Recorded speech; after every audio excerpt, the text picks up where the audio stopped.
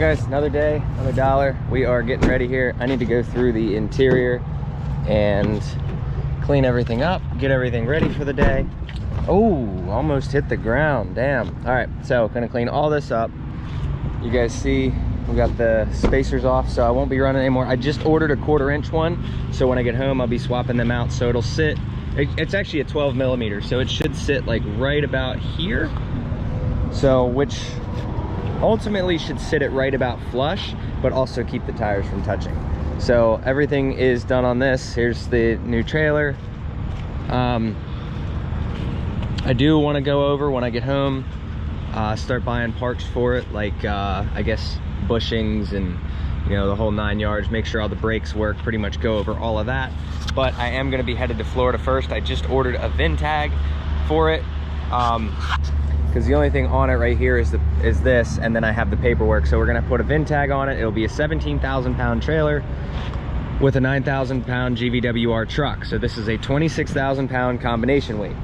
Like I said, I'm going to get my CDL sometime this year. I'm going this or next month to go get my permit, which will allow me to rate this trailer at 21K, which will give this a combination weight rating of 30,000 pounds.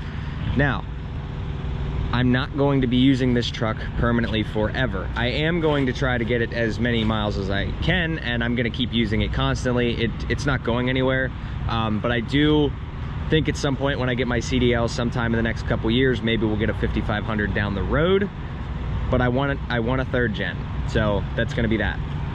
I thought about going the semi route, and then I'm just like, after seeing how expensive everything is, it's just, I really don't want to do that. I just would prefer to have a pickup truck.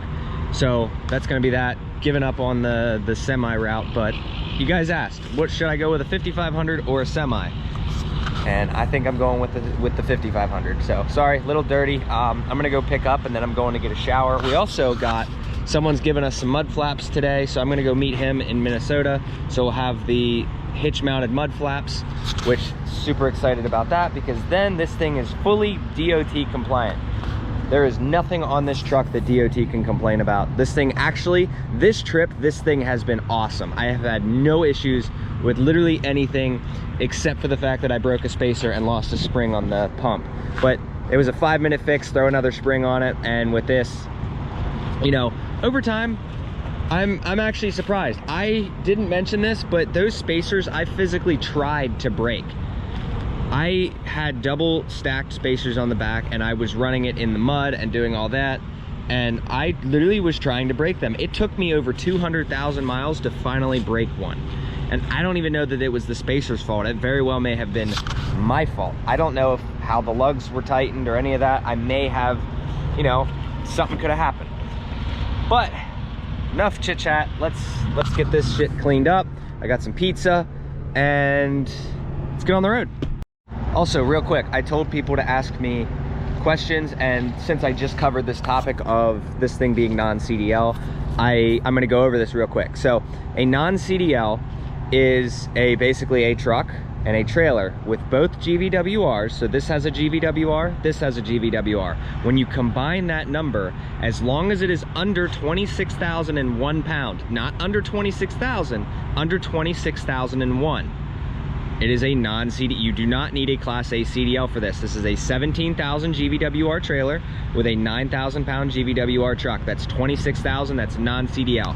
Anybody that tells you you need your CDL over 10,000 pounds on a trailer, they're wrong. The only state that actually does that is California. I don't care what anybody tells me in the comments. I have sat through every single DMV site. I went through and did this one day, a couple months back.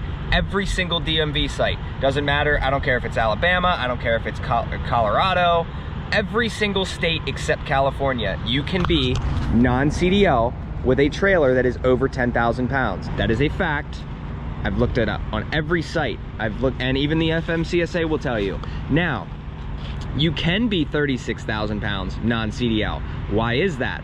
Because the CDL specifications for a Class A CDL are, you need to have a truck and a trailer that is over 26,000 pounds inclusive, not or, it's inclusive to a trailer that is over 10,000 pounds. So if you have a 26,000 pound GVWR truck with a 10,000 pound GVWR trailer, you do not meet Class A CDL or any CDL requirements. You do not. It's weird how they do that, but I have, and for people that want to argue with me, I have the rule actually screenshotted off of the FMCSA website. So is it practical to run a 26,000 pound truck with a 10,000 pound trailer? Absolutely not. Can you do it?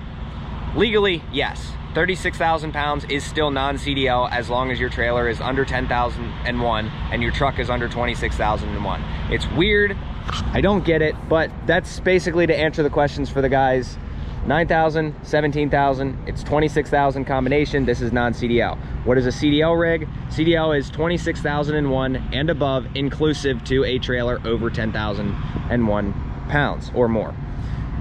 Class B CDL is the power unit is over 26,000 pounds and the trailer is under 10,001 pounds. You cannot tow a trailer over 10,000 pounds with a rig that is over 26,000 pounds without a Class A CDL. You're Class B, you're stuck at a 10,000 pound trailer.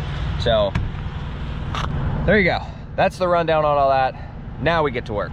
So I'm sitting at the Mannheim auction here in Mannheim, Minnesota, and the damn broker sent a release form but not a gate pass, so I can't pick up. So it's Sunday now, and you're allowed to pick up from like 9 to 3, which is awesome. So I'm waiting on trying to get them to send us over stuff. Let's see, what do you say? You're gonna call again. So there's an emergency line for the weekends, and it's like, dude, send us over the damn pass. Oh, hopefully. Let's see. Yeah, so waiting on a gate pass, and then I can pick up. They put on the paperwork, it's a 2020 Ford Ram 1500. And I'm just like, wow, Ford Ram 1500. Never heard of it. But I looked up the pictures. It is a Ram 1500, so hopefully we pick up today. I would love that. All right, so we got it here. This took literally all day. I think it got here at noon 30, something like that. I don't know. It's like 3 o'clock now, just when they close. And luckily, one of the people who run this place came and actually found it and was able to get me the VIN number, because they didn't have a gate pass for this, because this was just a vehicle they were storing for this company. Look at that, we got a mark right there.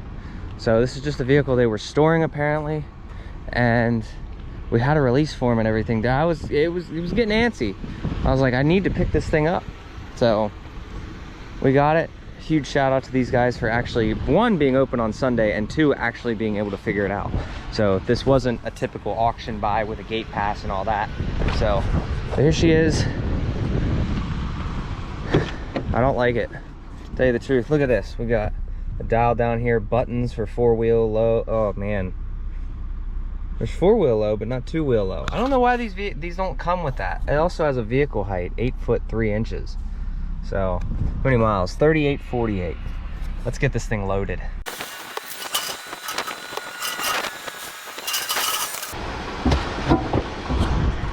All right, let's see where we're at. This is the first time loading this trailer. So we're right in the center here.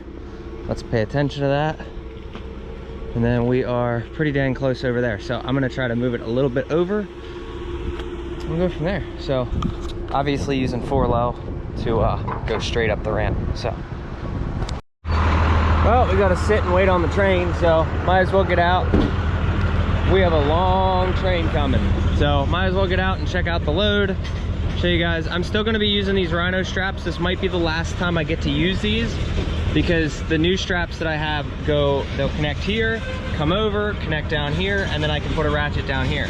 So these things have been awesome. Anthony checked them out last night. Like, look at the thickness on these ratchets. Like, you can't, he was saying you can't really find straps and ratchets this of quality. So I'm gonna give them that. I absolutely love these Rhino straps. You guys can see on them. I'm not sponsored by them in any way. They just sent me, you know, one of these, a set of 4, Rhino USA. Dude, these things are nice. Really good for going over the axles and everything.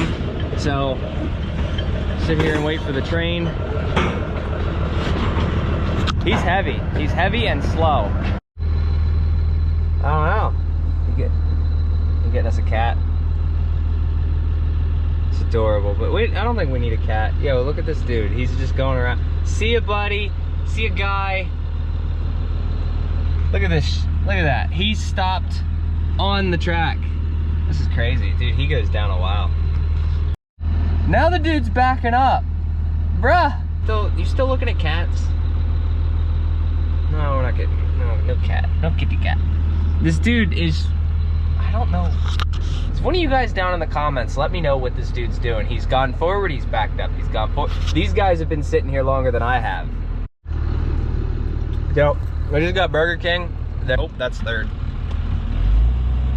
Their thing's closed, so I had to walk through the drive-thru, and this dude in front of me came in clutch and actually pulled up just far enough to get the thing activated. Yeah, there's the drive-thru at the Burger King. I had to walk through that. That's the second successful time I've ever done it. All right, guys, we made it. This thing's still sitting here. So we're looking for a load tomorrow in Stanley. I think we have one going right to Lebanon, PA, but we need to call on it first. They were closed on Saturday, they're closed on Sunday. This thing was such a pain to grab, but I already explained that story to you guys. So I want to get to work here. I got a couple of things. It's raining a little bit. I'm gonna go get a shower probably first thing in the morning. But as of now, I want to get some work done. You guys can see just how skinny the truck is. Look at that. It's so weird. But we just got a set of mud flaps that I need to put on, and the only way to put those on is to get this little guy out of here. So I need to figure out a way to get that key out, which we'll see. They're beating on it with something, but yeah, I'm gonna try to get that out, pull this hitch out, and then we can put that on and we'll go from there.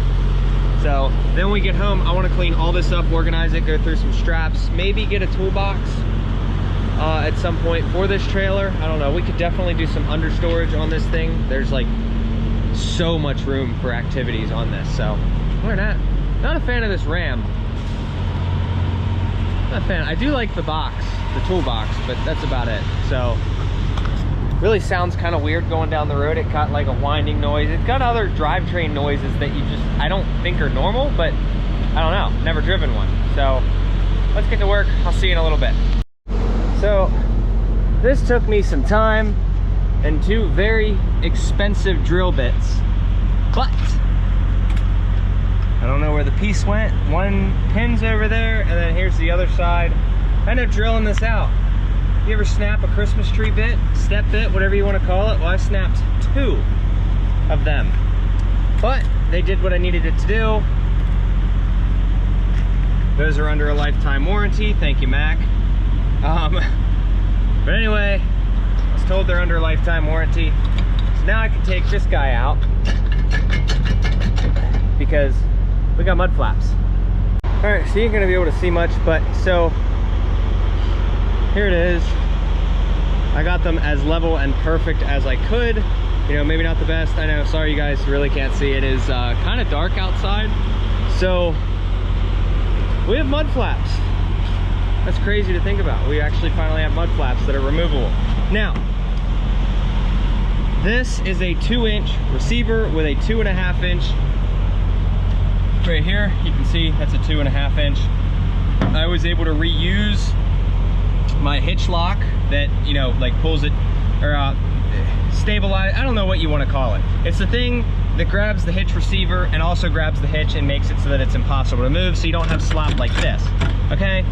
So that's basically what that is, right? And I've noticed that these holes are getting so oblong from, wow, I didn't know that. I'm getting pretty oblong from the back and forth motion. So that's kind of neat to know. Good thing I found that out. But being that it's 2.5, it actually fits up on this. So I'm able to reuse that and put this on, and it's super sturdy. So I just had to take the nuts and the lock washers off, take all that. So kind of cool. Let's turn the lights on and see if you guys can't see them.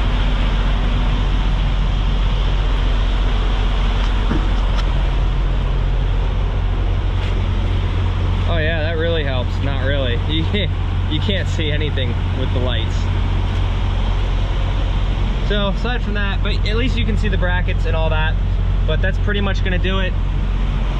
Gonna have to go warranty out that other stuff, but I'll see you in tomorrow's video. Tomorrow we're pretty much just gonna be looking for a load, and maybe we'll go over some of that. But hope you guys enjoyed. See you in the next one. Safe travels. Have a good one. Well, it's the next morning. I didn't feel like editing last night, so I'm gonna do it this morning. Have the video up by noon. Look at that. You can see them. So, like I was saying last night, look how nice and perfect. See, the 2.5 inch fits perfectly because of this brace here. So that's awesome, and we don't have to worry about it. So we have mud flaps now. Pretty sweet.